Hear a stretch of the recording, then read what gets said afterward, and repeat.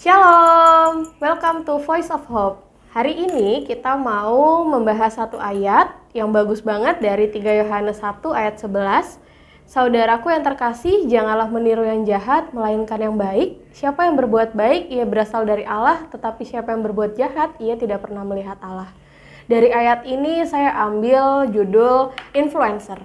Influencer itu adalah seseorang yang memiliki kemampuan menggerakkan orang lain dalam jumlah banyak atau secara masif dan massa yang besar untuk melakukan tindakan tertentu tidak terbatas waktu dan ruang. Nah, sebenarnya influencer ini bisa nggak ya kalau saya menjadi influencer? Can we be an influencer? Jawabannya bisa. Cuman mau jadi influencer yang seperti apa? Mau bad influencer atau good influencer? Ada 2 contoh artis yang saya ambil waktu itu, memang saya sempat bertemu dengan mereka. Bad influencer ini adalah seorang artis A dengan narkoba kasusnya. Pada saat itu saya bertemu di rumah sakit. Kenapa saya bilang bad influencer? Beliau adalah anak Tuhan, tapi kenapa masih pakai narkoba ya? Hal seperti ini yang bisa bikin kawan-kawan kita di pekerjaan itu bisa ikut-ikutan sama kita. Itu adalah menjadi bad way untuk kita. Kita bisa jadi penghalang seperti si artis A ini.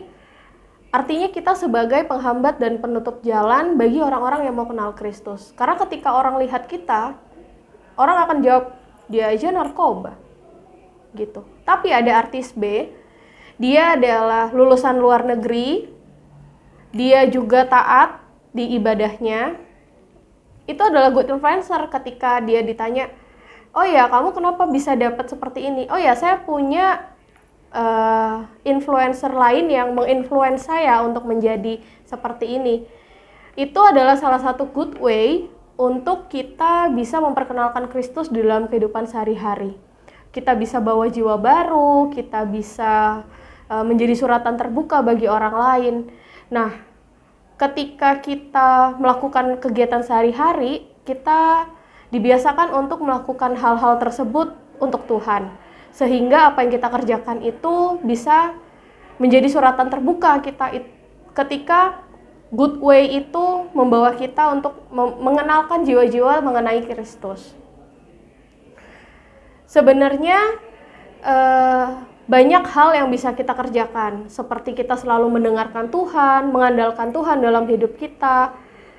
Terus kita juga bisa kreatif, asertif dalam berbicara kepada orang. Itu adalah menjadi good way kita untuk mengenalkan Kristus dalam hidup kita.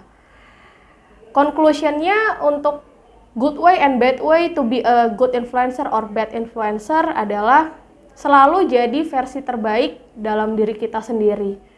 Sehingga ketika kita bukan jadi versi kelas 2-nya orang lain atau versi KW-nya orang lain, kita tetap bisa jadi diri kita sendiri dengan versi terbaik. Kita maksimalin diri kita sendiri supaya orang itu bisa lihat bahwa, oh ini loh anak Tuhan Yesus. Oh ini loh anak Kristus kayak gini. Kita bisa menginfluence orang banyak dan kita bisa jadi good influencer buat diri kita maupun orang-orang di sekitar kita. Mungkin sekian sharing pada hari ini. Semoga membawa berkat bagi kita semua. Shalom, terima kasih.